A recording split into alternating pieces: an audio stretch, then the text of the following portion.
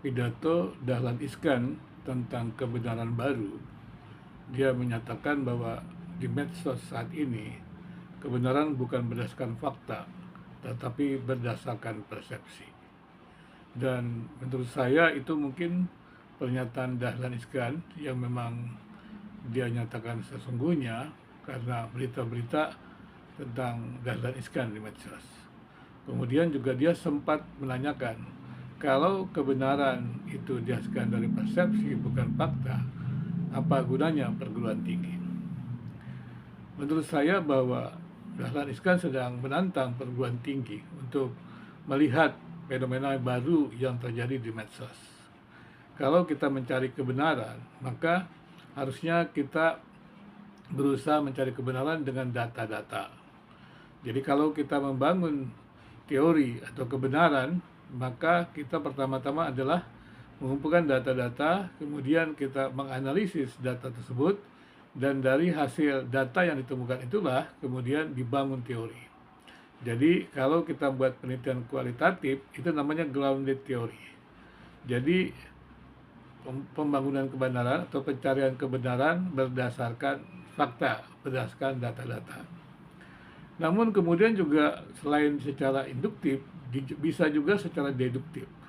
Artinya adalah kita punya teori yang ada dan teori tersebut kita perlu buktikan apakah dia merupakan kebenaran. Jadi ini pencarian kebenarannya dengan menguji kebenaran yang ada itu, yaitu dengan cara deduktif. Nah, pada waktu kita mencari kebenaran secara deduktif, kita juga mengumpulkan data-data. Dan setelah data-data dikumpulkan, kemudian ada analisis data, dilihat apakah teori atau klaim pernyataan posisi itu selaras dengan data-data yang dikumpulkan. Jikalau itu selaras, maka dapat dikatakan itu adalah kebenaran atau kita menemukan kebenaran. Tapi menarik sekali, Dahlan Iskan mengatakan bahwa saat ini dunia medsos bukan menemukan kebenaran atau bukan mencari kebenaran, tetapi menciptakan kebenaran.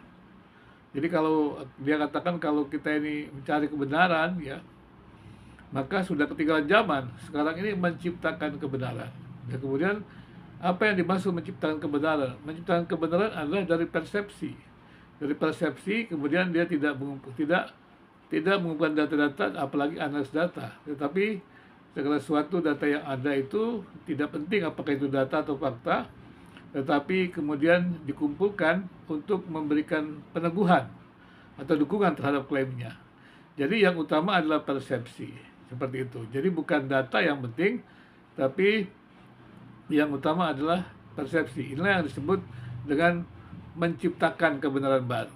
Dan ini sebenarnya sudah jelas ini sangat berbahaya sekali. Maka jadi namanya juga menciptakan kebenaran, maka kebenaran tersebut tidak bisa diuji dengan data-data.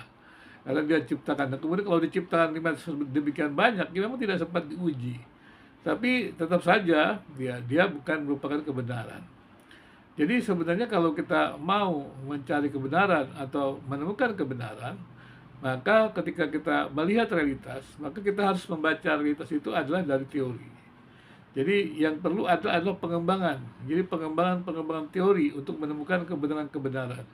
Jadi kita tidak bisa mengklaim kebenaran kita tanpa menyandingkan dengan temuan-temuan orang lain.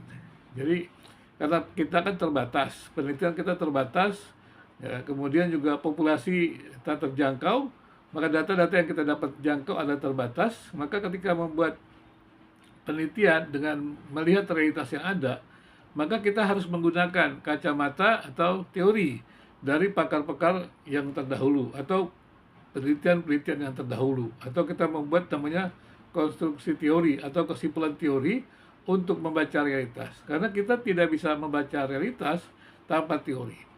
Dengan teori maka kita bisa lihat realitas, apakah realitas yang ada itu adalah sesuai atau selaras dengan teori yang ada, atau apakah yang realitas yang ada itu sesuai dengan yang seharusnya. Kalau tidak sesuai dengan yang seharusnya, berarti ada gap. Nah, kalau ada gap, berarti ada persoalan.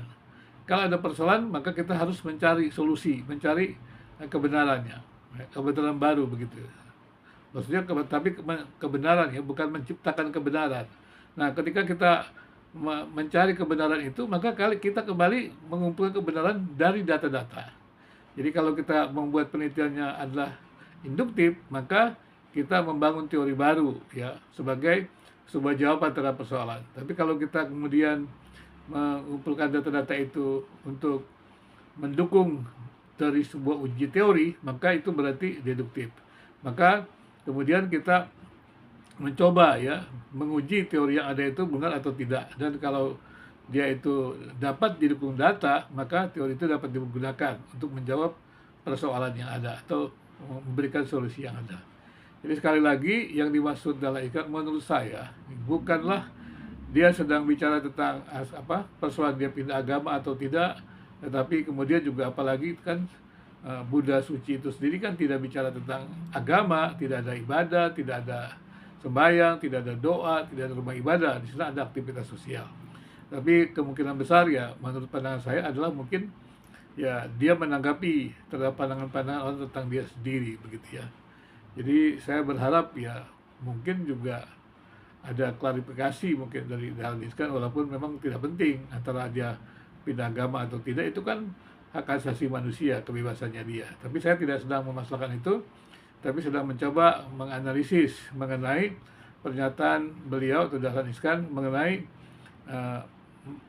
kebenaran baru atau menciptakan kebenaran melalui perspektif itu. Dan ini merupakan sesuatu yang menurut saya akan bahaya sekali, karena ketika kebenaran baru itu diciptakan dan memang belum tentu benar karena tidak didukung data, kemudian ada booster yang menggerakkan, maka kebenaran baru itu dianggap benar, dan itu berbahaya sekali, dan itu akan mempengaruhi ruang publik. Di ruang publik itu bukan diisi kepada kebenaran yang menjadi jawaban ruang publik, tapi diisi oleh hal-hal yang sebenarnya semacam ya tipuan lah begitu. Nah ini kan berbahaya sekali, sehingga masyarakat publik tidak mendapatkan jawaban yang seharusnya. Tetapi orang-orang yang menciptakan kebenaran baru ini mendapat keuntungan, yaitu dengan mungkin juga ada kepentingan tertentu ya, apalagi dengan buzzer-nya yang mempromosikan kebenaran baru tersebut. Ya kita berharap ruang medsos dapat juga terus terseleksi.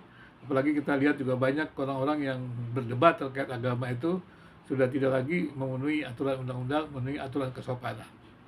Kita berharap medsos dapat menjawab kebutuhan publik, bukan tempat di mana orang menciptakan sebuah kerusuhan. Walaupun niat-niat itu bisa saja ya, terjadi karena ada orang-orang yang mengutamakan untuk mendapatkan mamon begitu atau uang, dibandingkan dia memberikan sumbangsih kecendekiawannya untuk mensejahterakan atau untuk memajukan masyarakat.